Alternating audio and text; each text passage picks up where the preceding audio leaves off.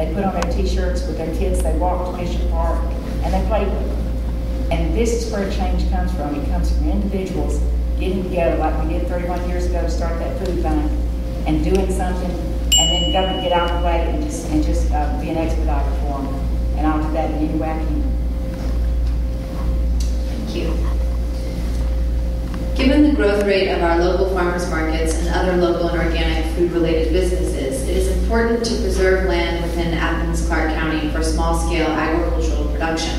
How does ACC currently support small-scale agricultural production, and how will you increase support once in office? And let's start with Chairman. Well, I believe right now by providing Bishop Park and the venue, there was a time when they provided an area downtown. But what we can do as government, right now I'm involved in a project where we contacted the local landowners that own land on Dewey Ridge Road, and Jeff Snowden and some other guy, they planted a farm out there. They talked to this owner and he agreed for some kind of concession that he would allow crops to be grown. We're growing corn, we're growing tomatoes, and they're growing okra out there. Behind the food bank, there's a plot of land that we've individually started plowing up, and they're growing beans and squash. And we've got to look at some of this unused land and not necessarily seize it, but work in cooperation with the owner to allow us to harvest small tracts that to use to produce that. I think that's the way we've got to go.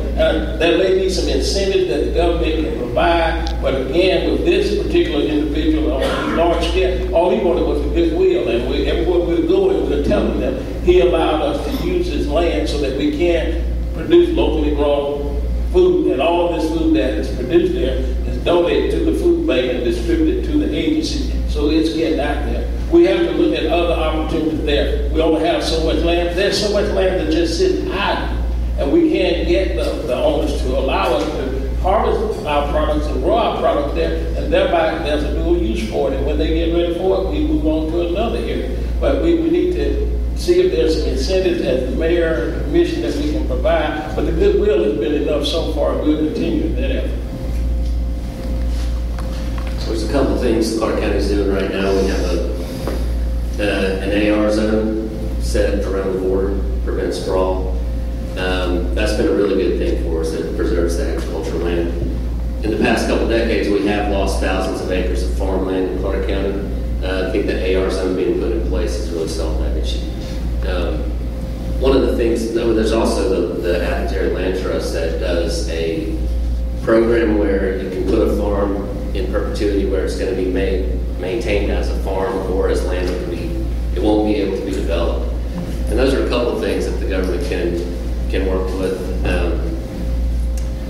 I think we're going to have to get innovative on this. I think, again, I'm going to say that empowering a group of people to create and shape policy in this community is going to be the way we're going to have these solutions.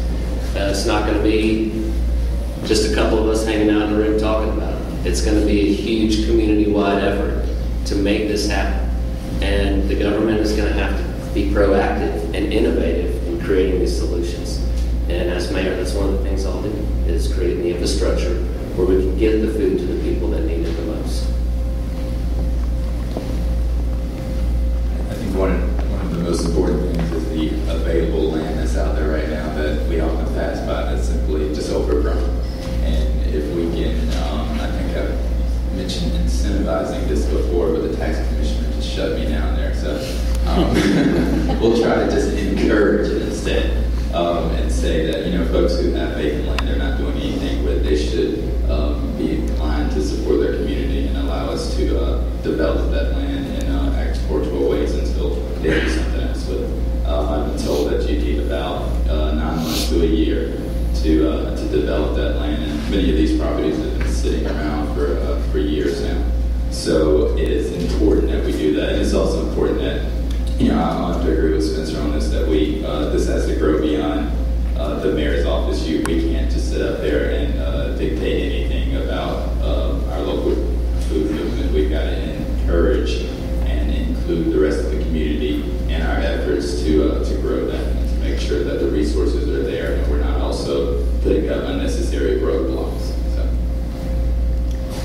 I would never try to shut you down. I'm honestly because my whole emphasis in government is that we don't mandate, we incentivize, and we're on the same page on this. We've got land that's set aside for agricultural use. There are no restrictions that I'm aware of, and I've been in government for 31 years that prohibit backyard gardens. Informal neighborhood gardens have been going on and are going on in this town, in neighborhoods all over town. We just need to tell people about it where they're not doing it and say, hey, this works. I've got an elderly neighbor now that has a large garden he can't tend to, but he's always had a garden and he loves it. So my grandchildren who are living here with me now have volunteered to help harvest those vegetables for them. And they're going to have a lot more than they need, so we'll probably get sharing. But we, in Forest Heights where I live, I can't remember a time that there was not somebody in Forest Heights that had a garden that we would all go and pick in, that we would all go pull weeds in. That's where I met my fellow council member, Calvin Bridges. First time we served on city council together, I met him for the first time picking vegetables and gardening with him. It's something that I think, again, needs to come from the private sector. People will do this if we just encourage them, if we set examples, and we say, this works, guys, get out there and do it. Thank you. I'm going to take a tip from Spencer and stand up, because then I can see everybody. I'm very lucky in that since November of last year, I've been able to work with Action Incorporated on a program in the 10-county area to start community gardens. So I've learned so much. I've been involved. It was just a small amount of money, but it was an excellent example of learning about all of the different phases and places and people that are involved in community gardening. And we are contributing to the Council on Aging garden, and we're working with David Burley in the horticulture. We're so lucky in Athens. He's the one that started the Pinewood Mobile Home Park. Athens Land Trust has an excellent program through Laura Hall.